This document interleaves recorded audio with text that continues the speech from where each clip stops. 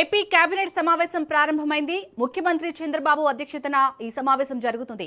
ఈ సమావేశంలో రాష్ట్ర పరిపాలన, అభివృద్ధి, సంక్షేమ కార్యక్రమాలపై చర్చిస్తున్నారు. అమరావతి అభివృద్ధిపై కీలక నిర్ణయాలు తీసుకునే అవకాశం ఉంది. అమరావతి క్వాంటమ్ వ్యాలీలో ట్విన్ టవర్ల నిర్మాణానికి 1208 కోట్ల ఖర్చుకు మంత్రివర్గం ఆమోదం తెలిపే అవకాశం ఉంది. అలాగే సచివాలయ టవర్ల నిర్మాణాల కోసం 2540 కోట్ల వ్యయానికి గ్రీన్ సిగ్నల్ ఇవ్వనున్నట్లు సమాచారం. ఇక రాష్ట్రంలో పెట్రోల్, డీజిల్ సమస్యపై కూడా కేబినెట్ లో చర్చ జరిగే అవకాశం ఉంది. రైట్గా కేబినెట్ భేటీకి సంబంధించి మరిన్ని అప్డేట్స్ ని మా ప్రతినిధి సంతోష్ అందిస్తారు. సంతోష్,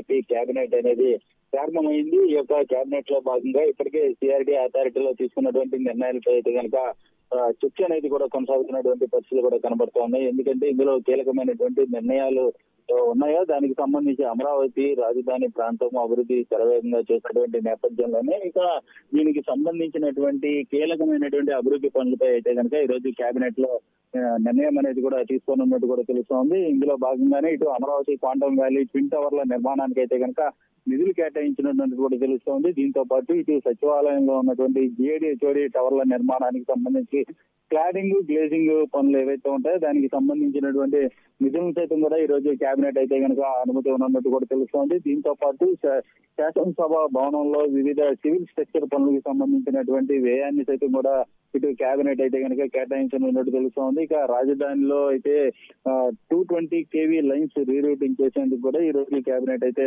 అనుమతిస్తున్నటువంటి పరిస్థితులు. దీంతో పాటు ఇక తాజాగా ఏదైతే రాజధాని ప్రాంతానికి భూములు ఇచ్చారో ఇక దీనికి సంబంధించి రైతులకి కౌలు పెంపొందించేందుకు కూడా ఈ రోజు కేబినెట్ అయితే ఆమోదం తెలుపుతుంది. ఏదైతే ఇటు ప్రతి సంవత్సరం కూడా 3,000 రూపాయలు మెట్ట భూమికి, అదేవిధంగా 5,000 రూపాయలు జరీబ్ భూములకి పెంచే విధంగా 10 ఏళ్ల పాటు పెంచే విధంగా కూడా ఇటు ఈ రోజు కేబినెట్ అయితే ఆమోదం తెలుపుతున్నట్టు కూడా తెలుస్తూ ఉంది. అయితే మరోవైపు చూస్తున్నట్లయితే కనుక ఈ యొక్క కేబినెట్ సమావేశానికి ముగ్గురు మంత్రులు అయితే కనుక హాజరవున్నటువంటి పరిస్థితులు కూడా కనబడుతూ ఉన్నాయి. వివిధ కారణాలు చూసుకున్నట్లయితే కనుక ఏదైతే డిప్యూటీ సీఎం పవన్ కళ్యాణ్ సైతం కూడా ఇటీవలే సర్జరీ జరిగినటువంటి నేపథ్యంలోనే అనారోగ్య కారణంతో ఇటు డిప్యూటీ సీఎం పవన్ కళ్యాణ్, అదేవిధంగా మంత్రి నాదెండ్ల మనోహర్ తండ్రి మరణంతో అయితే కనుక ఇక హాజరు కాలేనటువంటి సిచ్యువేషన్ తో పాటు ఏదైతే మంత్రి పార్థసారథి సైతం కూడా వ్యక్తిగత పనుల నిమిత్తం కూడా ఇటు ఈ యొక్క కేబినెట్ కి అయితే కనుక హాజరు కాలేనటువంటి పరిస్థితులు కూడా నెలకొన్నాయని కూడా తెలుస్తూ ఉంది. దీనికి సంబంధించి ఇక తాజాగా ఈ యొక్క కేబినెట్ లో భాగంగా తాజా రాజకీయ పరిస్థితులపై కూడా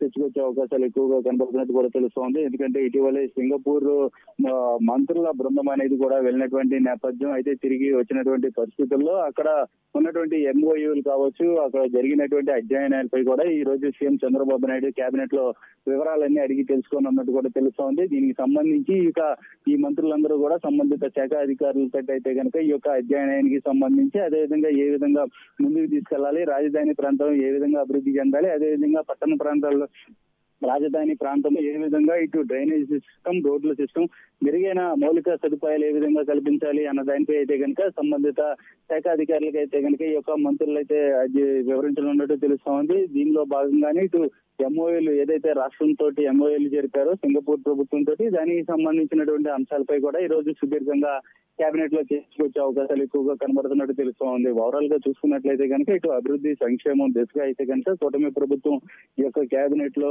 పలు కీలక నిర్ణయాలు తీసుకోవడంతో పాటు పలు సంస్థలకు అయితే కనుక భూ కేటాయింపులు అయితే కనుక జరగనున్నట్టు తెలుస్తోంది. ఎందుకంటే ఇటు రాజధాని ప్రాంతంలో కూడా ఏదైతే కేంద్ర ప్రభుత్వ రంగ అనుబంధంగా ఉన్నటువంటి సెబీకి సైతం కూడా ఇటు అమరావతి ఫైనాన్షియల్ డిస్ట్రిక్ట్ లో అయితే ఈ యొక్క భూ కేటాయింపు అనేది కూడా జరగనున్నట్టు కూడా తెలుస్తోంది. అదేవిధంగా గురుకుల పాఠశాల కావచ్చు, పాఠశాల కావచ్చు, వీటన్నిటికి కూడా ఇటు రాజధాని ప్రాంతంలో భూ కేటాయింపులు అనేది కూడా జరగనున్నట్టు తెలుస్తూ ఉంది. ఇటు పర్యాటక శాఖ, అదేవిధంగా పలు మౌలిక శాఖ, పలు కీలకమైనటువంటి శాఖలకు సంబంధించి భూ కేటాయింపులు అయితే ఈ యొక్క కేబినెట్ లో నిర్ణయం తీసుకోనున్నారు.